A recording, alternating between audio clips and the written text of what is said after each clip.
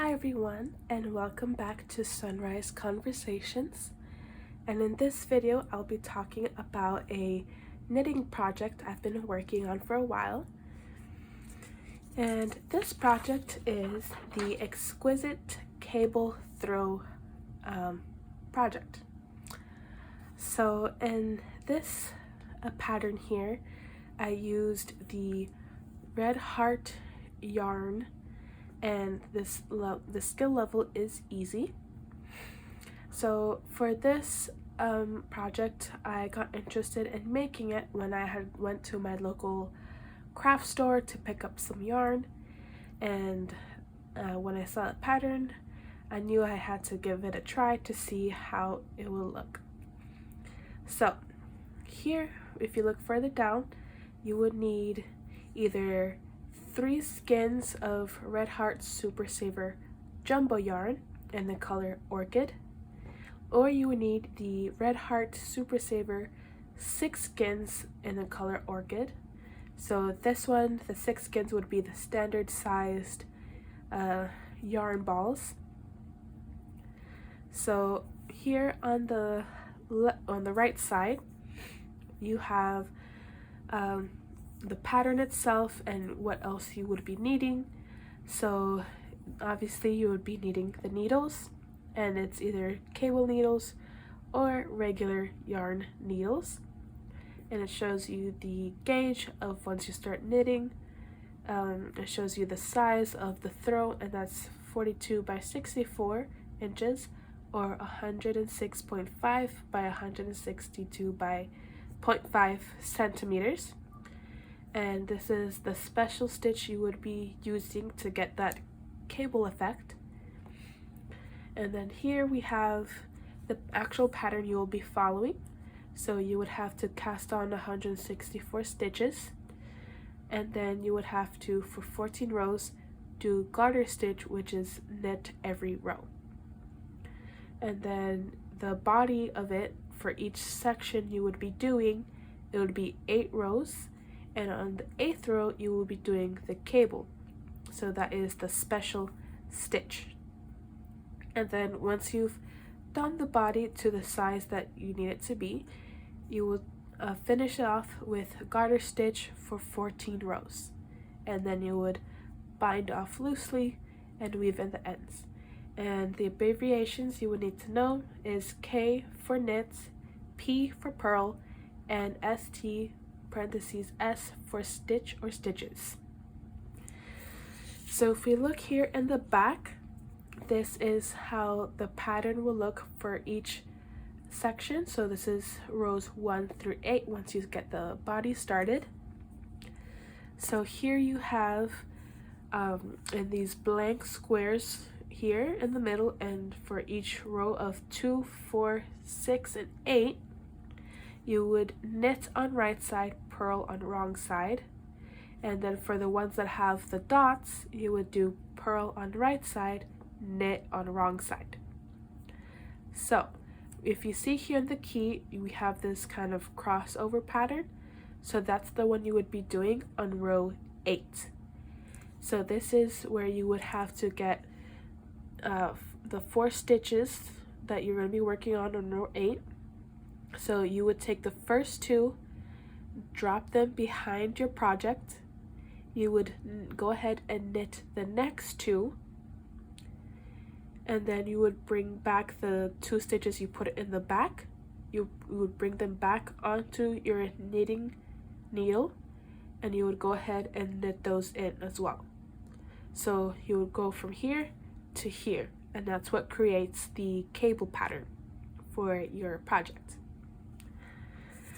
So like I said, for this project you would need the color Orchid, but when I went to go to my local craft store, they didn't have the color that I needed. So I went ahead and I chose this color here, and I went with the jumbo size. So for the jumbo size you would have to get 3 of them. So this color here is a rose kind of light raspberry color, which is very nice and pretty. I at first wasn't sure if this is the color I wanted to do, but I went ahead and decided to give it a try.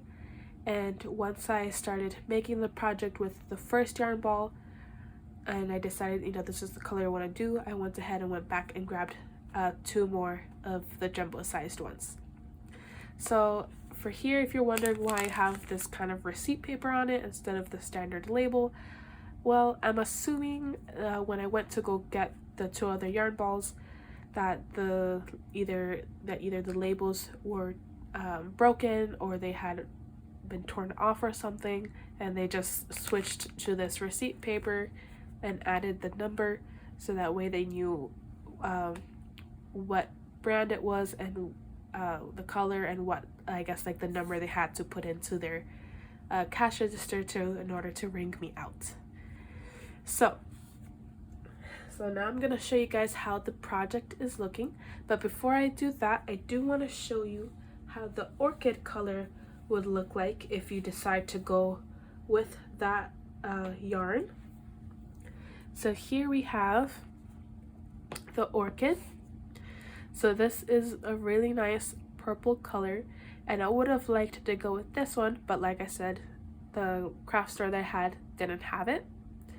So it's a nice purple color here, and if you go to Michael's website, I'm assuming you can only get these online. I'm not sure if they have it in stores, but they have a lot of different colors here that you could choose from, depending what color you want to do the pattern if you decide to do it. So they have those ones, and then this is how the label will look like if you decide to go with the jumbo sizes.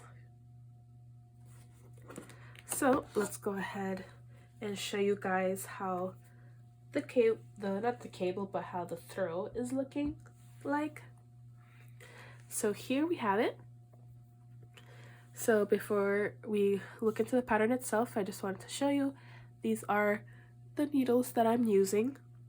I didn't want to use the cable needles because I feel like with that I would get very confused on which side I'm working on, and by that I mean if I'm working on the right side of the blanket or if I'm working on the wrong side of the blanket. So just decided to go with these ones instead. So here for the project, like you can see, we have the border stitch here, which you would have to knit 14 rows of garter stitch, which is knitting across. And then for the body itself, we have rows 1 through 8 repeated each time to give the cable effect. So on the row 8, like I said, you would have to do the cable stitch, and that is just going ahead, taking the first 2, dropping it back, knitting the next 2, and then bringing back those 2 back on to your project, and then knitting them like normal. So for this project, I've been doing it on and off because at least for me, it does take some time since this is a lengthy project for me. I've been going on and off and doing different other projects, but I do like how this is turning out, and I want to try to see if I can finish this project by the end of this year. So if you would like to see an updated video of how this blanket looks like by the end of the year, let me know in the comments, and I'll try my best to see if I can get it done, and then make a video of it and show you guys how it looks like. So if you like, here in the front, this would be the right side, and this part here in the back is the wrong side, and this is how it would look like when you're giving your throw length. And then so here, if you see, once you start working on the project, and once the skin starts getting smaller, I went ahead and I rolled the remaining yarn into a ball, and it makes it easier, so that way you can keep it on your lap and it won't be rolling anywhere.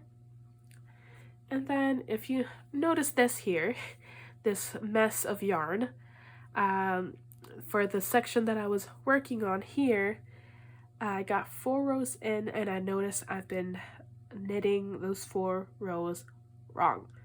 So I had to undo the 4 rows to start that section all over again. So that's what you see here. This is the yarn that was already knitted and purled and had to be undone.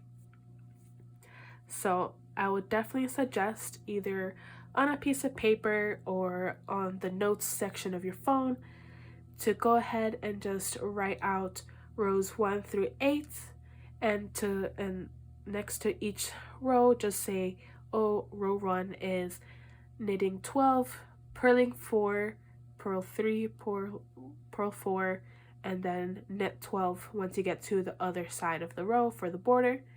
And then row 2 you knit across, and you keep going down each row. So it definitely helps me when I'm stopping a project and then coming back to this one again, because I can easily go into the piece of paper or into my notes section and just go ahead and check off the row that I just finished, so that way I know when I pick it up again, I know which row to continue. So let's say I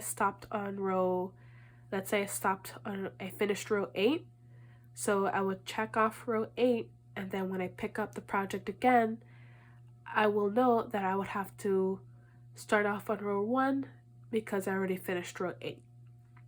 So yeah, like I said, definitely for sure try to keep a note somewhere of what rows you're on and what rows you have finished. So if you're someone like me that kind of stops for a while and then comes back onto the project, that way you guys know where you left off.